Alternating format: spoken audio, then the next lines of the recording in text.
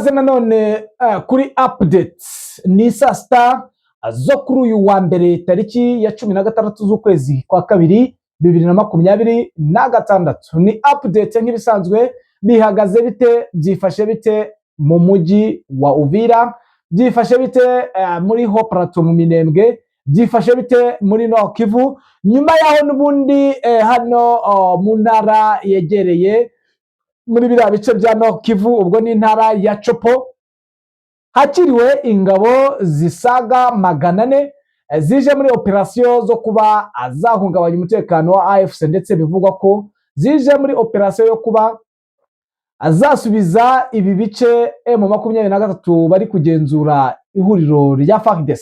Ibi byose uraje ubimenye ku murongo wa telefone. Turaba turi kumwe n'umuroko Informa uherereye muri biriya bice uri buduhe idonido ku mirongo y'embere y'urugamba ndetse na situation uko ihagaze ino sasta. Bakunzi bacu tubifurize isasta nziza, ndetse abatabashije kubona ibyo kurya mugire kwihangana ndetse no kugumya kunogerwa na gahunda azuyu umunsi. Yes, ni update n'ubundi, ariko n'ubundi bakunzi bacu reka tubashimire tubifuriza amahoro y'Imana. Ariko niba utarakora subscribe warakerewe. Ikindi kandi wowe utureba, wowe utwumva, like nta kintu uzagutwara, nyamuna like muyiduha, like uyikozeho bitwaye iki? Iyi like ikintu idufasha ni ukuduha recommendation kuri Google, bikadufasha kwaguka. Twagutse ntacyo byaba bitwaye, nyamuna bikore nk'uwikorera, bikore nk'umuntu uri gutanga ubufasha.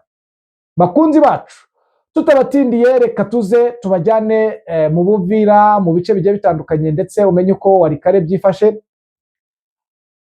Nge muri kumva ndi Damien Habumugisha nk'ibisanzwe. Ku murongo wa telefone turi bwakire umuroko Informa, ariko mbere yuko twakira umuroko Informa, reka tubajyane mu ntara ya Chopo. Aha ni ku kibuga cy'indege cya Bangoka, aho ni Bangoka International Airport, aho n'ubundi mu minsi yashize igikuba cyacitse. Bivugwa ko haje abasirikare baturutse mu gihugu cy'Ubufaransa, ndetse bakabaje muri operation ikomeye yo kuba bafasha FARDC kwigarurira ibice M23 yaba ifite, ubwo ni muri biriya bice n'ubundi bya Masisi, za Goma, nyuma yuko Abafaransa babwiye cyangwa bategetse AFC gufungura ikibuga cy'indege cy'Igoma bakabyanga.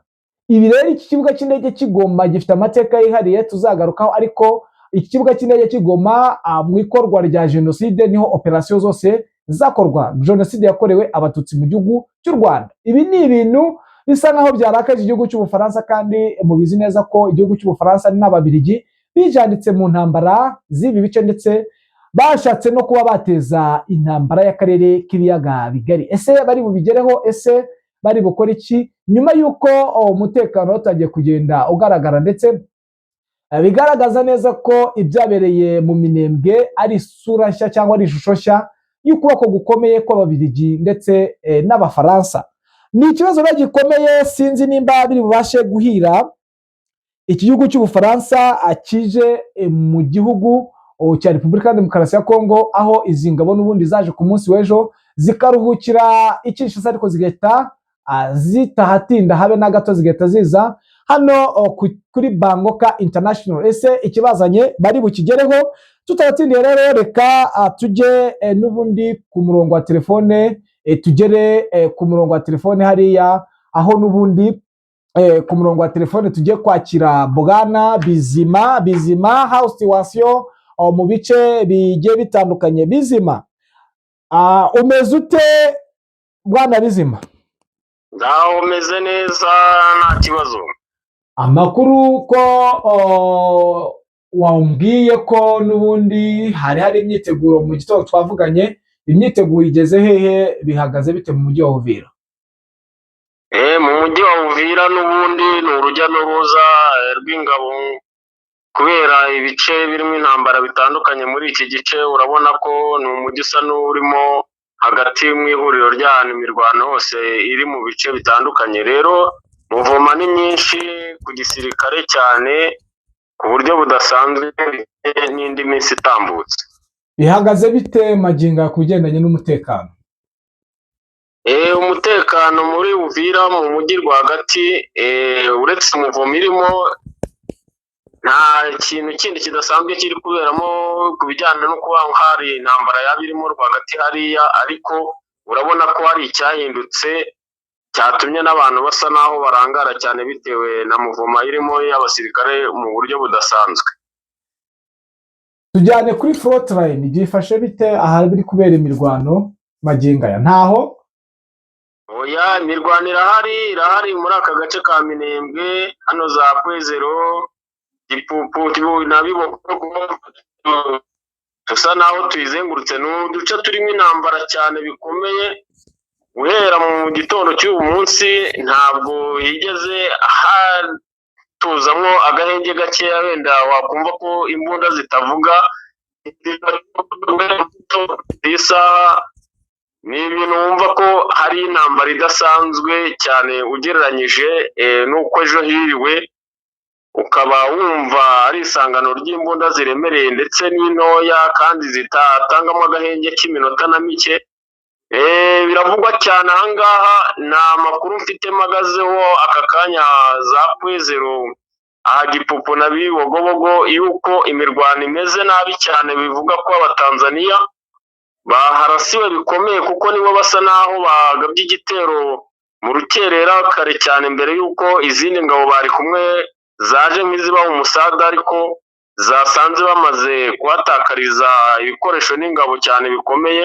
Ariko babateye inkunga ikomeye, kuko kuva ayo masaha kugeza ubu ntibigeze bava muri ako gace ngo zibayeho. Na n'ubu imirwano niyo ikivugira, urumva ko Kwezero yabaye Kwezero mu buryo budasanzwe. magingo aya niki kiri kuba? Ese urabona biri borohere kuba bakwigarurira ino Kwezero yabaye isibaniro? Aha biraterwa n'uruhande bahanganye rwa M23 na twirwaneho, kuko nibo bari bafite defense yara, kandi nabo amaze iminsi bahagenzura iminsi yose itambutse. Ariko ni ikintu ubona ko kidasanzwe kuri FARDC ndetse n'izi ngabo zose ziri kumwe nabo, ubona ko bikomeye cyane kugira ngo hari ahantu babe kuba bahatsimbura. Biragaragara ko byanze bikunze birasaba imbaraga nyinshi zikomeye ku ruhande rwa M23, kuko ibitero bagabye ubona ko bagiye ari nk'ibitero bya simusiga, ubona ko bafite intego yo kuba hari icyo bashaka guhindura kidasanzwe. Twimure utujyane. Ese ko bivugwa ko hafi no ku kibuga cy'indege cya Melchior Ndadaye International Airport, aho ni Bujumbura, bivugwa ko harashwe, hari amakuru waba ufiteho? Biravugwa ko ni inkuru, kuko amasasu aba yumvikana, ubundi umuntu agashaka amakuru neza nk'iyari ahantu utegereye, ushaka amakuru y'umuntu yegereye akayaguha neza nk'umuntu hari. Iki kibaya cya Prende Ruzizi biravuga ko hano Kiriba hariho imirwano yari ikomeye, yari iri nanone, kandi yari irimo abarundi benshi cyane. Bivuga ko barwanye rero bikomeye cyane, bikaba ngombwa ko hari imbunda nini yabashije kurasa, amakompora agiye akagwa ahangaha Marambya ni Burundi. Ariyo mpamvu mwumvise ko bikanzemo ko ikibuga cy'indege cyaguyeyo aturutse muri Kiriba, hari imirwano ikomeye cyane. Rero biravugwa ko habayemo gusa naho habayeho gutsindwa ku ruhande rw'Uburundi, rw'ingabo z'Uburundi zari zihari, kuko icyo gitero nizo zakigabye na FARDC ndetse na Wazalendo. Ariko biravuga ko ingabo nyinshi zahungiye ku mupaka wa Gatumba. Urumva ko byanze bikunze rero imirwano na n'ubu uracyumva ko hakiri urusaku rw'amasasu, bisa naho bitararangira neza kuri iyi saha tuvugana. Rero urumva ntabwo byoroshye mu bijyanye n'aka gace. Imirwano iri kubera mu duce dutandukanye mu buryo budasanzwe. Urabona ko hari ikintu FARDC isa naho yateguye, ishaka kugira icyo igeraho mu buryo yaburira hamwe ikabonera ahandi. Yes, hari ibivugwa muri Warikare mu minsi yashize, ni ku munsi w'ejo ndumva narabonye ibikomeza kugenda bivugwa Warikare. Hari amakuru waba ufiteho sahi kugira ngo twapudetinge abadukurikira? ngira y'umuntu ujyuma amakuru yaho uri mu mujyi wa Pingano, biravugwa ko hariyo deployment cyane y'ingabo, kuko bivuga ko ijoro ry'ejo haraye ingabo zigera nko muri bate 3 zaje mu buryo bwa operasiyo ziturutse mu nce zitandukanye. Ubona ko hari ikintu kiri gutegurwa gikomeye muri Kagame, kandi nawe uribuka neza mu minsi itambutse ko hari amakuru yacicikanaga hose avuga ko M23 ari pozisiyo yatakaje hariya Buhaya. Rero urumva ko byanze bikunze bari bafite amakuru kuri izi ngabo zajemo hariya ko hari operasiyo zidasanzwe, kandi bari bafite umubare utari munini. Urabona ko nabo bashobora kuba bari kwisuganya mu buryo bwo kuba hari icyo bari gutegura hariya, bitewe n'amakuru bafite kuri izi ngabo zaje muri uriya mujyi zitari ziwusanzwe. Birakomeye, birakaze, biravuga ko hari ingabo n'ubundi zaje muri biriya bice byo mu ntara ya Chopo. Bivuga ko ari ingabo z'Abafaransa zije muri operasiyo, zahageze ari 410. Ese urabona bari buhindura iki ku mirwano n'ubundi iri kubera muri Nord Kivu? Kubona yuko noneho nyuma yuko hatangajwe agahenge, ndetse tukaba twavumbuye ko Abafaransa n'ubundi bategetse AFC gufungura ikibuga cy'indege cy'Igoma, bakasa nkaho babagira, akaba ari nayo mpamvu ngo babaje muri ubwo buryo bwo gufasha AFC, baje gufasha nka FARDC kuba bakwisubiza biriya bice bya Masisi. Urabyumva ute? Urabona biri bushoboke cyangwa bari kwikina nabo? Urumva ko abasirikare 400 ni abasirikare benshi, kandi urumva ni abasirikare batojwe, ni abasirikare bavuye mu bihugu bikomeye. Urabona Ubufaransa ni igihugu kiba kizwi kandi gikunze kugaragara mu ntambara nyinshi muri Afurika. Rero ni support nyine ku ruhande rwa FARDC. Urumva ko hari ikintu bari gutegura, hari ubwo twari tumenyereye ko bibanda cyane muri izi nce za Sud Kivu. Urumva ko na Nord Kivu operasiyo zaho zigiye gusa naho zubura umutwe mu buryo budasanzwe. Ugereranyije n'izo ngabo ziri kuza zihongerwa, urumva ko hari ikintu bari gutegura utasuzugura cyane, kuko haramutse ari ibintu bakoze muri buriya buryo M23 itateguye ingamba zifatika muri kara gace, bashobora kubaho ubukana ugasanga hari ibintu bihindutse cyane. Ariko turasa n'ababyitega mu minsi iri imbere uko bisa kose. M23 ni ibintu nabo biteguye ko iri ari operasiyo zidasanzwe. Bwana Bizima, reka tugushimire, ukomeze utushakishirije ido n'ido muri ibyo bice.